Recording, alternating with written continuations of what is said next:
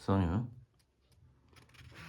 모닝 빨래 중인데 저거 말리고 나가야 돼서 시간이 좀 있어서. 자, 세스 172페이지 174페이지 읽어드리겠습니다. 172페이지는 아비투스에 대한 겁니다. 아비투스. 그러니까 제가 가끔 말했던 자신의 아비투스가 자기 주변의 환경을 만드는데, 근데 여기서 이제 우리가 놓치지 말아야 되는 건 뭐냐면, 우리 현재 의식이 우리 자신을 조감하기가 어렵다. 조감, 즉 제3의 눈처럼 제3자의 시점에서 현재의 나를 보는 또 다른 나의 진나가 있단 말이에요. 진짜 자기 자신이 있어요. 근데 그 진나의 아비투스가 현실이 되는 것이지, 현재 의식, 좀 에고에 가까운 현재 의식이 이 주변 환경을 만드는 건 아니에요. 그러다 보니까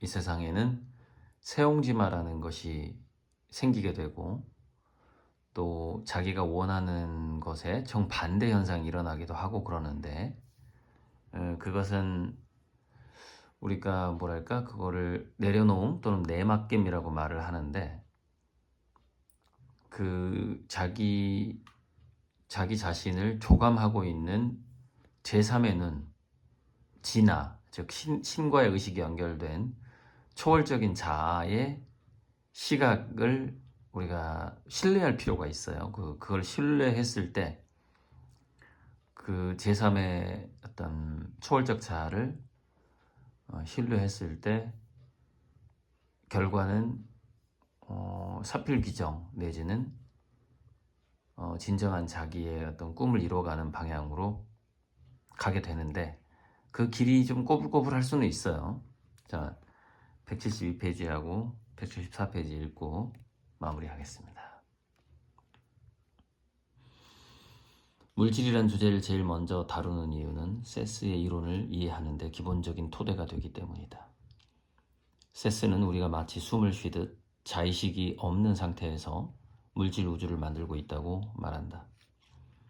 물질 우주는 우리가 언젠가는 탈출해야 할 감옥이라거나 탈출 불가능한 사형 집행장이 아니다.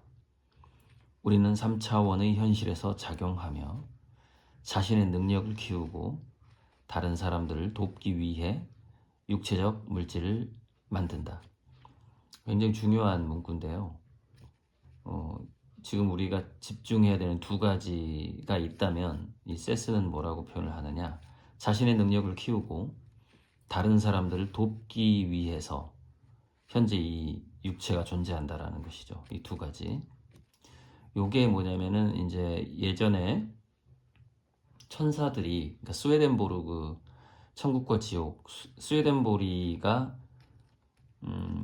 유체이탈을 통해서 이제 영계에 가서 천사들을 만나는데, 그 천사들이 공통적으로 하는 얘기가, 그게 뭐였냐면은, 자신의 그러니까 공부를 했느냐, 너 지구에서 너 공부했어? 그게 이제 이거잖아요. 자신의 능력을 키우고.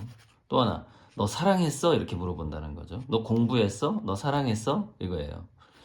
그래서 제가 예전에 그 공사 또는 사공, 사랑과 공부, 이렇게 두 가지를 굉장히 목표로 갖고 꾸준히 그림도 그리고 공부도 하고 그런 자세로 살아왔는데, 세스도 그 스웨덴보르그와 똑같은 이야기를 합니다.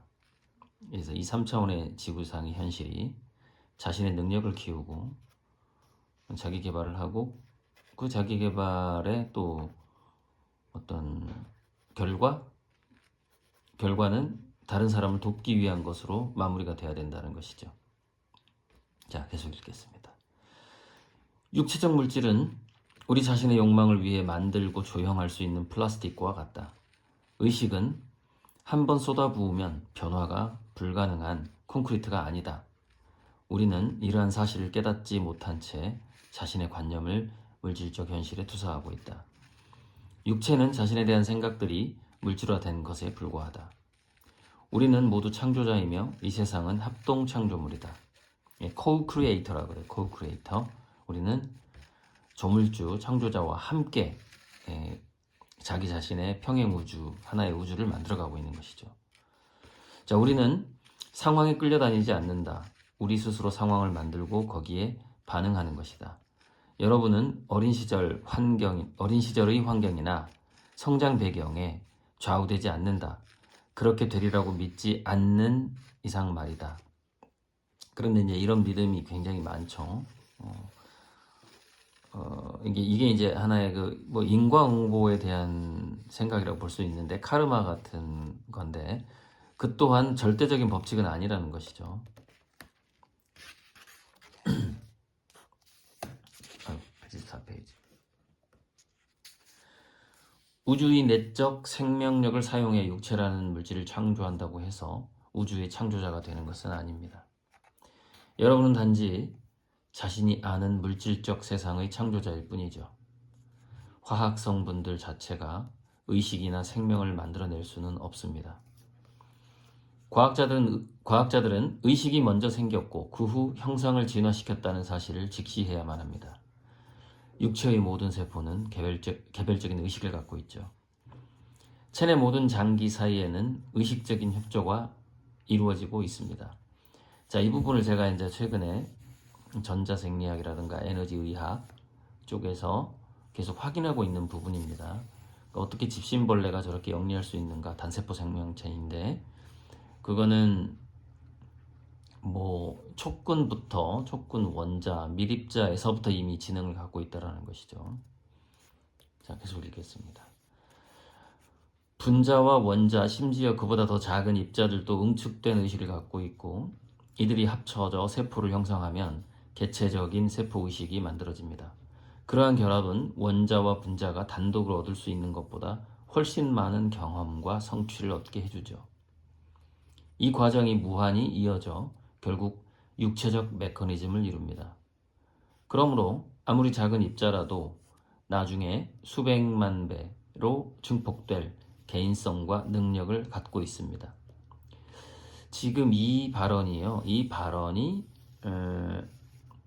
세포 속의 우주라는 개념, 즉 평행 우주는 다중적으로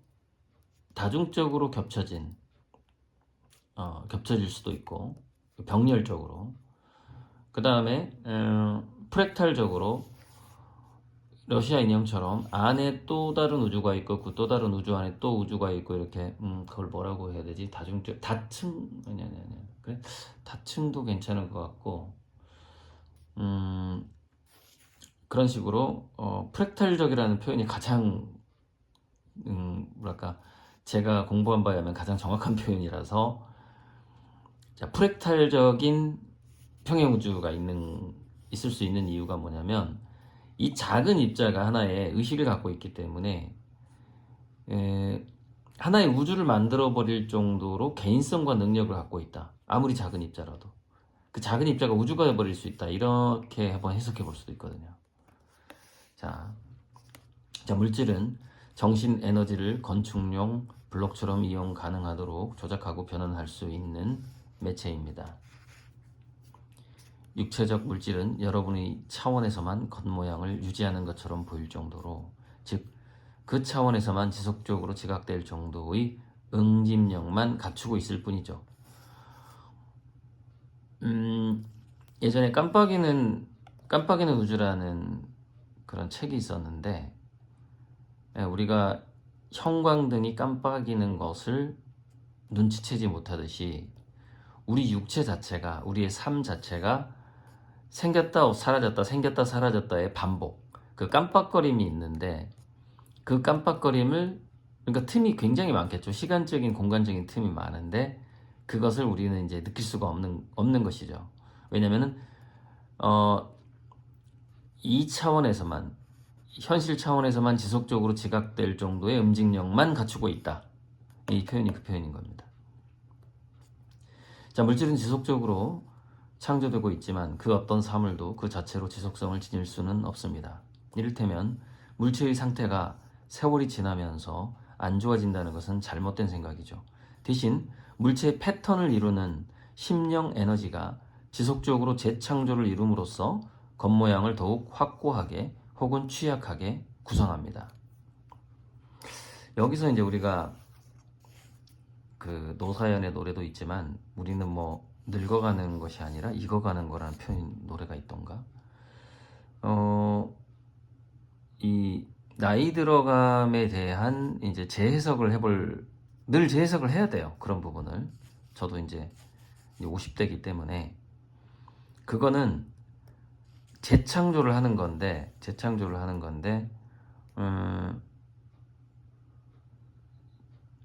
이게 과연 더 좋아지는 거냐 나빠지는 거에 대해서 우리가 해석을 굉장히 잘해야 돼요. 그 부분을. 그리고 또 하나는 이제 우리가 무병장수 한다라는 것. 그래서 어느 정도 성숙한 상태에서 레벨이 올라간 성숙한 상태에서 오랫동안 장수할 수 있는 이거에 대해서 우리는 상당히 노력을 해야 되고, 이제 그런 부분에 대해서 이제 저도 앞으로 지속적으로 얘기를 할 건데, 그래서 제가 이제 에너지 의학이나 전자생리학, 그래서 어떤 현대의학이 놓치고 있는 부분들에 대해서 지속적으로 관심을 갖고 있고, 또 그런 전체적인 뭐 통합의학 센터가 저는 이제 아미고 센터, 아미고들을 위한 하나의 유토피아에 반드시 통합의학 센터가 들어와야 된다라고 보고 있고, 그런 아미고님들만의 유토피아를 이제 만들 계획을 갖고 있고 지금 그렇게 가고 있잖아요. 그래서 제 그림이라는 것도 이 앞에서 얘기했다시피 제가 더 좋은 그림을 그리려고 노력을 하는 것이 이제 제 능력을 키우는 것이고, 결국에는 제 그림은 선본홍제에 다 쓰이게 되는 것이죠.